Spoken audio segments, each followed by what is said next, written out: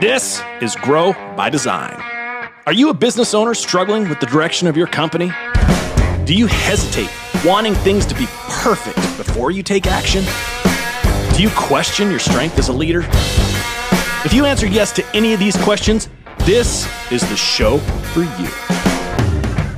Hey everybody, glad to be with you again. And this week we are going over the 3 things that you can be focusing on, that you can be doing right now in your business to kind of get over that spring rush hump and to really make it a little bit easier. And so really all kinds of businesses have a spring rush, but I come from the service industry, and you're typically going to see a massive influx when you come to lawn and landscape when you start getting into those warm seasons.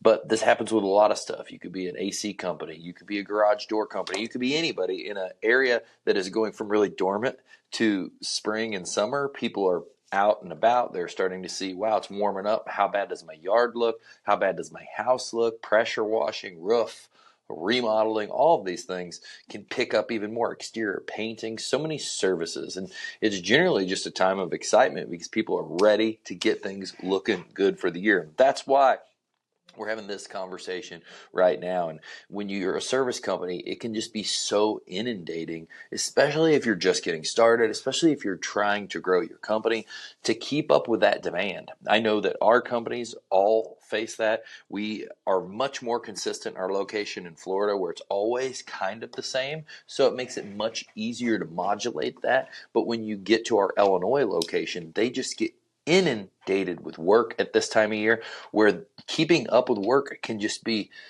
impossible. To keep up with the phone calls, to keep up with the inflow.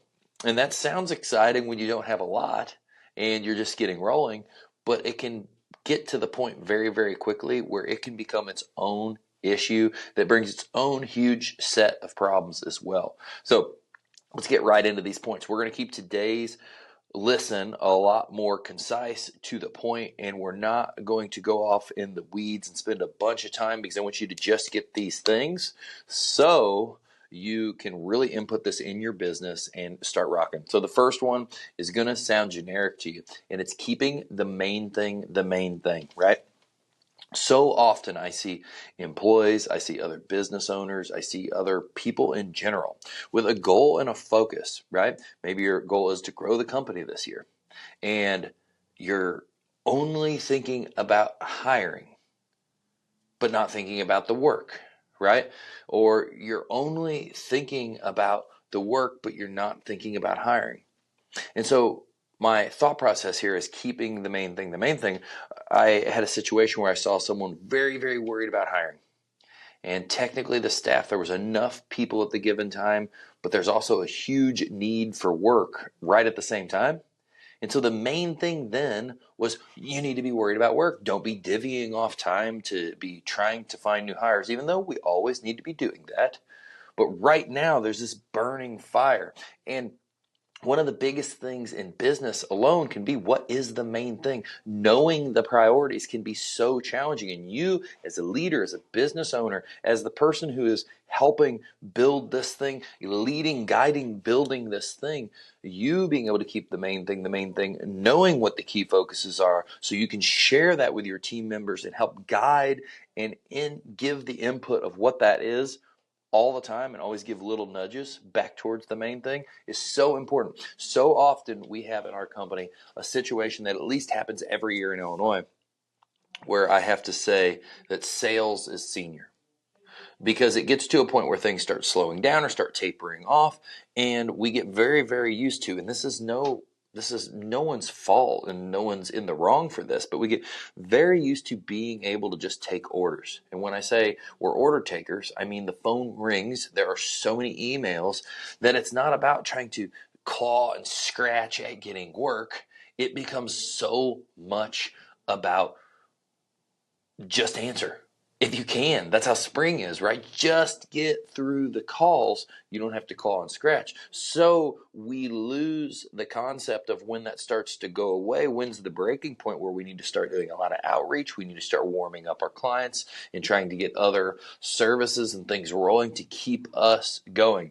And so when we talk about keeping the main thing, this is going to be very, very different to every individual and individual company situation. You have to look at where you're at right now and know that there are certain things that are going to be the major priorities, and you need to limit that down to the very big priorities that must get done, because it is so easy to shave a little iota of time here, shave a little bit of time there, do this over here, be involved in that, and before you know it, you're spread so thin. And if you think about the 80-20, if you think about the 80-20 principle, it is 20% of your input. It actually creates 80% of that output. So it's not that much of what you're doing creates the big return. Well, that's saying focusing on that 20% is the main thing. So if you go focus on 80%, it's only producing 20% of the outcome. And that's getting into the deal of focusing on everything. So keeping the main thing, if you're just starting your company, the main thing right now, if you're really literally just getting started, is getting people to know you. I see so many business owners in our industry specifically want equipment, want nice shiny stuff, want nice shiny trucks, want nice shiny toys. I know it can be addicting. I know it can be cool. I know if you're wanting to get into paving and landscaping and all this stuff, excavators and big machinery is awesome. But you don't need what you don't need. And the main thing is to not acquire the equipment without the work. You have to acquire the work. You have to get the eyeballs on what it is you're doing to start selling the stuff. You could sell jobs and have very little things and then start rapidly acquiring the equipment. Or you can phase into having the equipment, meaning if you're getting started and you have a push mower, well, you don't need a zero turn because you only have 3 accounts. You can push it to the limit. I would do that with everything. Push it to the maximum limit of what that piece of equipment will handle and what you can handle with this inefficient tool before you jump into the next thing. So when I started mowing, I mowed our whole route with a 21-inch push mower. It got to the breaking point of where I didn't have enough time to do it. I was doing it on the side. I bought our first 30-inch Turf Master Toro commercial push mower, and that is what then took us and made us even more efficient because we were able to do a little bit more. And then I got another big chunk of accounts, and then we got our first zero turn, so I could keep up with that stuff. But every time I stretched the bandwidth that I was able to do to the complete limit, I pushed it all the way to the edge. Is this focusing? Why is this not focused?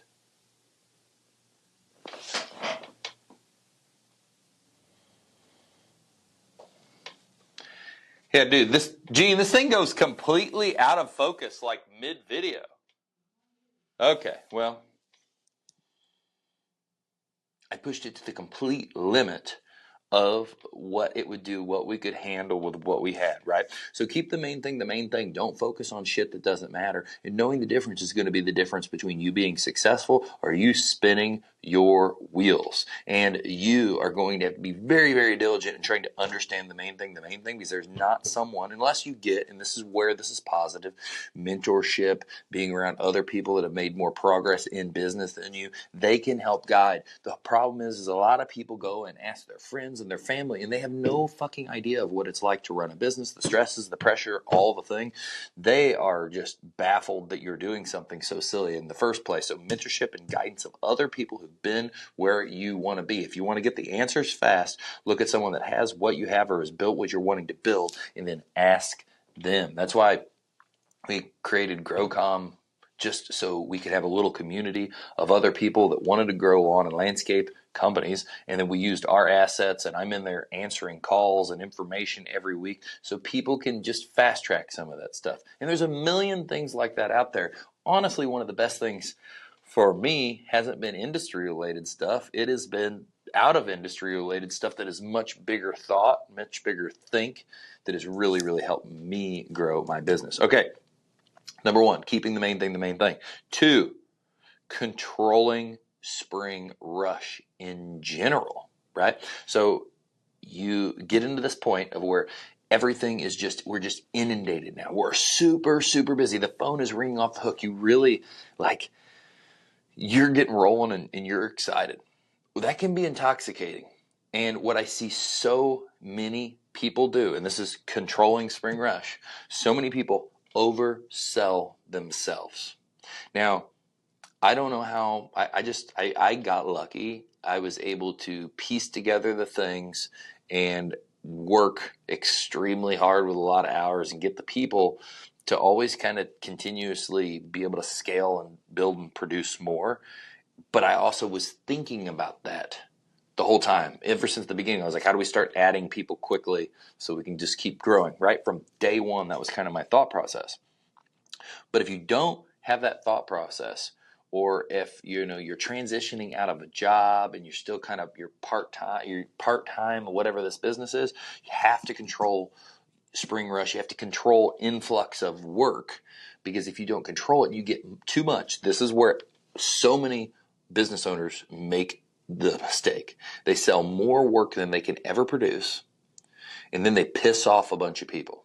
They let them down. They can't service them. Now, on projects, landscaping work, that's fine. You can, as long as you're transparent about it, you can sell out 2 years if you want, if people are willing to sign on and know that you're booked way out. But when it comes to maintenance work, like mowing lawns, you have to be there every week. You can't say, can't make it this week, I'll get there next week, or you'll lose customers. And so what people do, if they're trying to grow their company, they're trying to take on more and more and more. And before you know it, they've taken on so much they can't handle it. And now they will tarnish their name because they're going to do shit work, shit quality, miss stuff, have poor customer service, whatever that is. And now they're going to get bad Google reviews, they're going to lose clients, and they're going to go backwards. And they got that working against them. They're actually doing something negative. Now, my suggestion here to help you control this and make this easier is to control it with pricing. It is all supply and demand. If there is a bunch of demand and not much supply, meaning I'm the owner, I'm starting this company, it's me and maybe a helper or whatever the case is, or a couple other people, we can only do so much. And so if the supply is huge and is flying in the door, and or if the demand is huge and our supply of ability to get this done is not as big as that, we're going to quickly get inundated, and therefore that dictates the ability to raise the price. So we have controlled all of this at all times by modulating our price. The more work we take on and the faster it's coming in, as we start to get to, and that's a thing to understand what the breaking point of what you can do is, or just know that like the threshold of what seems reasonable for us to complete in a week on whatever the services are is here. When you get within 10% of that, start raising the prices if the demand is extremely high.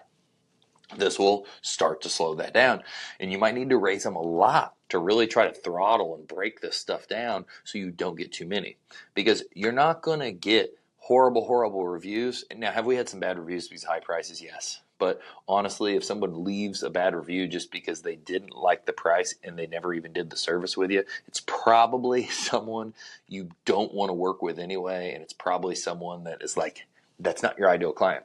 But so getting bad reviews from high prices is so uncommon versus doing bad work because you've over leveraged your ability to go out and produce what it is that you've sold. So raising prices, and there doesn't have to be a whole lot of thought process about this. Like if you just started your business and your minimum mowing price is $40, even for the smallest lawn, raise it to $50, raise it to $60, whatever it has to be, shift stuff to start slowing it down.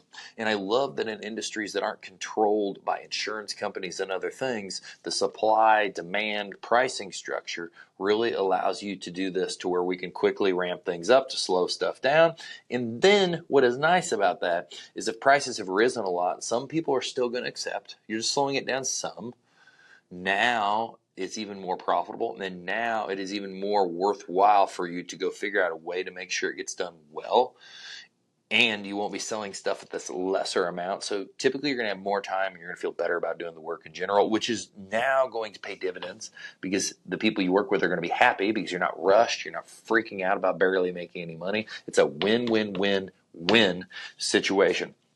So controlling with pricing, the spring rush is huge. We modulate mow prices like crazy because we start getting to our bandwidth, right? And there's all of these different thought processes. Sometimes the thought process we are really wanted to build out this extra crew. So we're just like, let it keep hammering. We got tons of extra room where we could build out this crew or start this other crew. Other times we're in a part of the season where we don't want to start another crew. We don't want to try to even take that on because we know it's going to start unwinding or slowing down before too long. And so then we will do that. We will raise prices. We'll add $5, $10, $20, whatever it is. We'll modulate the prices to slow that down, and those can always go back to normal afterwards. And so often in business, there's all kinds of things that cause this, fuel surcharges with high fuel prices, crazy things that happen with prices. You got to understand pricing is a tool. Now, finally, this is a huge piece. And this is what my April is about, to actually start bringing more of this back into the company. We already have a lot in, but we need even more, and we need to shore up some of our new services, and we need to do what a mentor of mine always called minding the gap. So when I say mind the gap, I'm putting that down as a note on my notes because that's new in this conversation. I didn't think I was going to talk about this. That is the idea of when you sell work from when you produce work. There is a gap right here.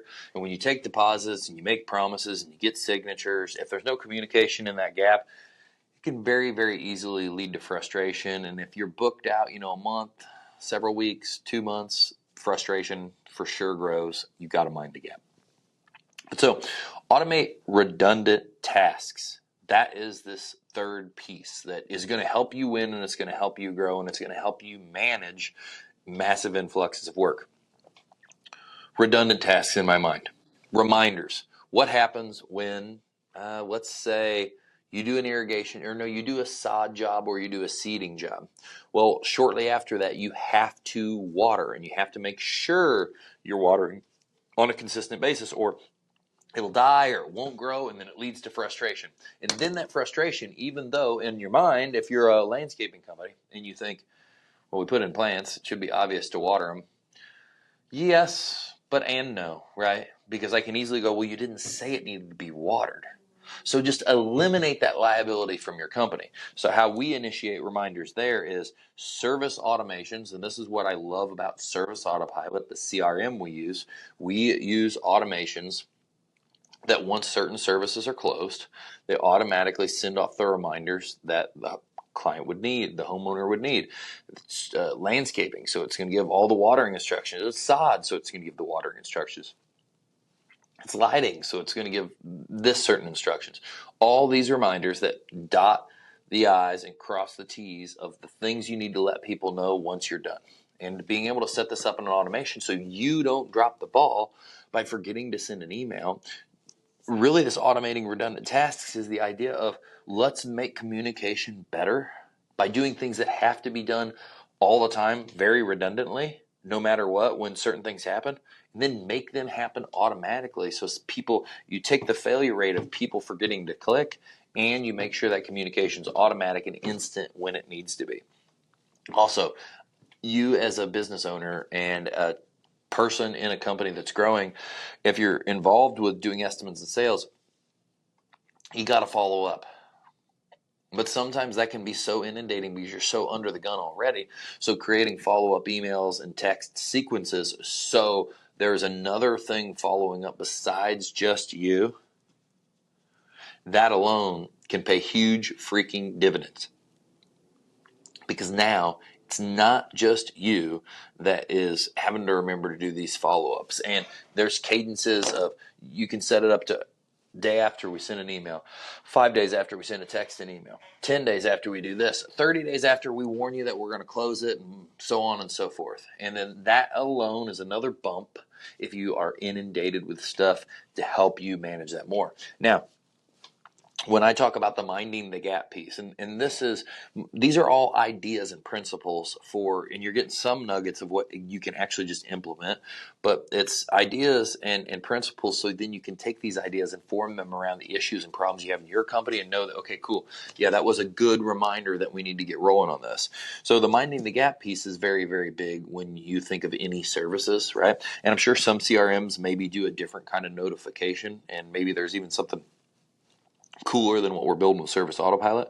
But so when we talk about we sell a project and then we take the deposit and get it all set up, and then a month later we do the service, 2 months later we do the service, there's your gap. And what we have done, and it is active in our Illinois location, we unwound it in Florida, and we're going to reactivate and make things better this coming month, is we created automation that once the service went to the waiting list, every week and as soon as the service is sold, it goes to the waiting list.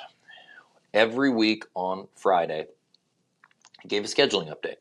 It would say, one, it's on the waiting list, or if it had already been scheduled, that it's set on this day for schedule. So at 3 o'clock, the automation runs every Friday and shoots that reminder out. Then at 3 o'clock every day, it scans the list of if anything got dispatched in that project list. And if it had been dispatched, then it went ahead and sent an email out that it's been scheduled for this day. So bar none, at least every week, they would get the reminder that they're on the waiting list to still know where they're at. And this contact still looks personalized, still looks very one-on-one. And it's great just to bump somebody, so then there's a reminder about what's going on, so they have an idea, and then if any frustration is there, now they can respond back to it. It's so much better than the big cave of nothingness. There's the window, there's the gap, and no one says anything, and we just wait. And we hope that nobody gets pissed off. But when you're excited, the point of the most excitement is right when you sign and accept an estimate, because you're so excited about what's going to get built.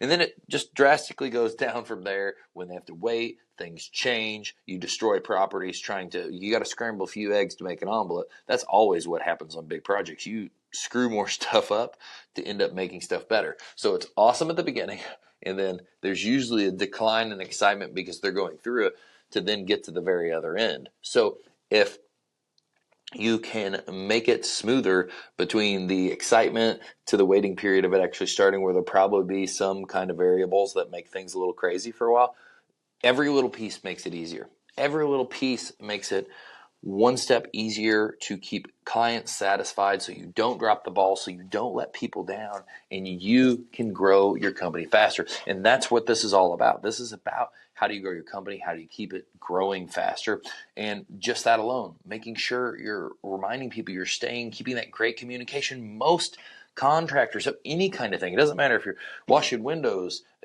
doing air conditioning, doing plumbing, electrical, landscaping, don't answer the phone. Don't call back quick. Don't have responses. Let people hang and let people get frustrated. So all you have to do, that's the crazy thing about all this stuff, is you only have to, it's sad that I can say you can do an okay job and really communicate well with people and you have a great company. You can do an awesome job and you communicate to the best of your possibility and you can have a fantastic, exceptionally quick growing company. So take these things, plug them into your business, and just start to watch the difference they make. But don't just take the nuggets and the ideas that I did interject for each one of these pieces. Think about that concept of keeping the main thing, and then start to apply that actively to all of your thoughts.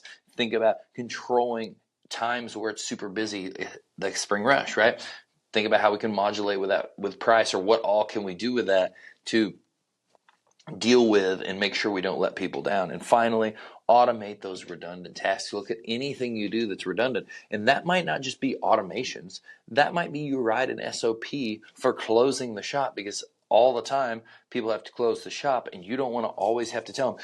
You are training new team members in your office, and all the time you have to show somebody how to use some certain program, and you have to do it over and over and over and over again, versus you making a screen recording of you doing the task yourself one time so they can do it over and over and over with you right next to them while they do it themselves. I hope this has helped you go grow your company, manage stuff so you can be successful. It can be one of the hardest things. Good luck out there. Keep killing it.